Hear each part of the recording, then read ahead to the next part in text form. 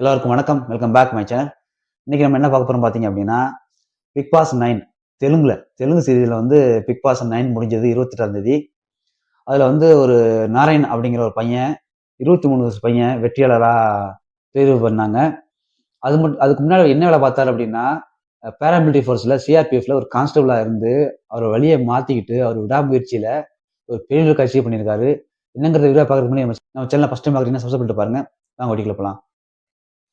ஆந்திராவில் வந்து big pass 9 Telugu serial நடந்தது. பிக் பாஸ் 9 அதுல வந்து நாராயண் அப்படிங்கிற பையன் வந்து 23 வயசு பையன். அவன் வந்து வெற்றியாளர் அறிவிச்சாங்க 28ஆம் தேதி. அந்த நாராயண்ங்கிற பையன் வந்து கொஞ்சம் ரொம்ப வறுமையான கஷ்டப்படுற ஃபேமிலி. அந்த ட்ரஸ்ட் மூலியமா தான் காலேஜ் படிச்சு முடிச்சான். காலேஜ் முடிச்சதுக்கு அப்புறம் சின்ன பிள்ளையிலேருந்தே அவனுக்கு வந்து சினிமாவில் ஆக்டர் ஆகணும், சினிமாவில் சேரணும் அப்படிங்கிற ஆசை ரொம்ப இருந்திருக்கு. ஆனால் கொஞ்சம் கஷ்டப்படுற ஃபேமிலி. அப்பா வந்து பஞ்சு கடை வச்சு பிள்ளைகளை காப்பாற்றிருந்திருக்காரு.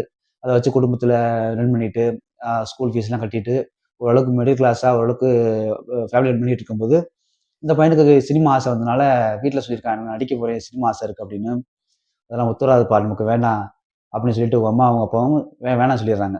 நீ வந்து ஆர்மிக்கு போ, அப்போ தான் நம்ம குடும்பம் ஓரளவு செட்டில் பண்ண முடியும், நமக்கு ஒரு வருமானம் கிடைக்கும் அப்படின்னு சொல்லும்போது அந்த பையனும் சரி ஓகே அப்படின்னு சொல்லிட்டு அதுக்கான முயற்சிகள் எடுக்க ஆரம்பிச்சிட்டான். அந்த இதை சினிமா விட்டு ஒதுங்கி அந்த ஆசை அங்கேயே முடிஞ்சு போச்சு.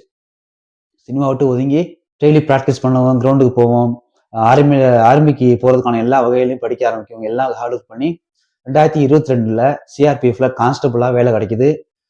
வேலை கிடைச்சி முடிச்சதுக்கப்புறம் அதில் கொஞ்சம் வருஷம் பணி செய்தாப்புல. 2023 2025 பணி செய்யும் போது அவருக்கு இருந்தாலும் ஒரு ஒரு வாய்ப்புகள் கிடைக்குது.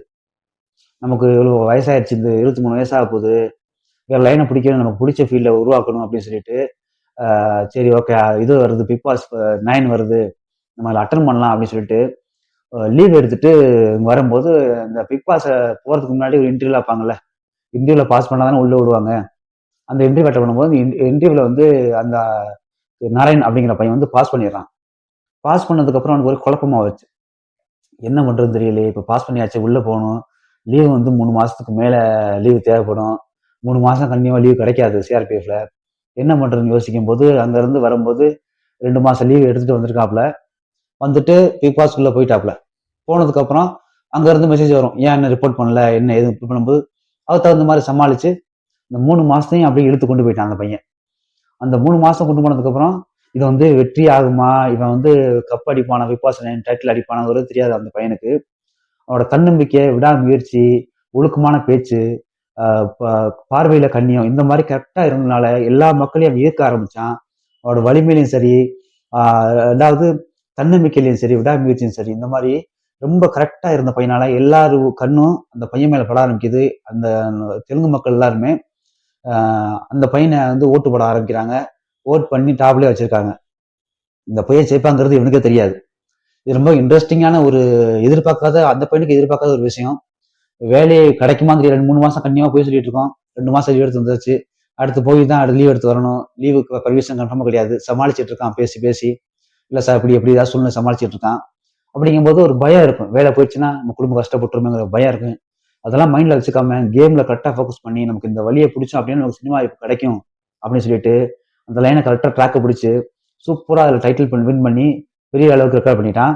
இது வந்து பெரிய வரவேற்கப்பட விஷயம் இருந்தாலும் அந்த வேலை கிடைச்சி கவர்மெண்ட் வேலை கிடைச்சதுக்கு அப்புறமும் பாராமிலிட்டரி ஃபோர்ஸ் வேலை கிடைச்சதுக்கு அப்புறமும் அந்த ட்ராக்கை மாத்துறதுங்கிறது ரொம்ப கஷ்டம். ஏன்னா குடும்ப சூழ்நிலை, சம்பளம் இல்லைன்னா ரொம்ப கஷ்டம்.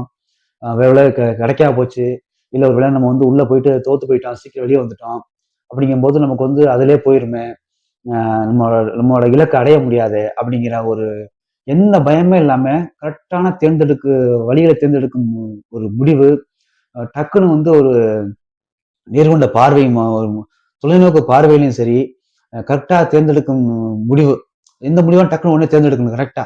அது வந்து எல்லாராலையும் முடியாது. ஸ்ட்ராங்கான முடிவு எடுக்கிறதுங்கிறது எல்லாராலையும் முடியாது. இந்த பையன் எதை பத்தி யோசிக்காம டக்குன்னு அடுத்தது முடிவுகளை ஸ்ட்ராங்கா எடுத்து அவர் நினைச்சதை அச்சீவ் பண்ணது பெரிய விஷயம் தான். கரெக்டா அந்த பையனுக்கு 23 வயசு தான் ஆகுது. 23 வயசுல நினைச்சதை கரெக்டா அடைச்சிட்டான்.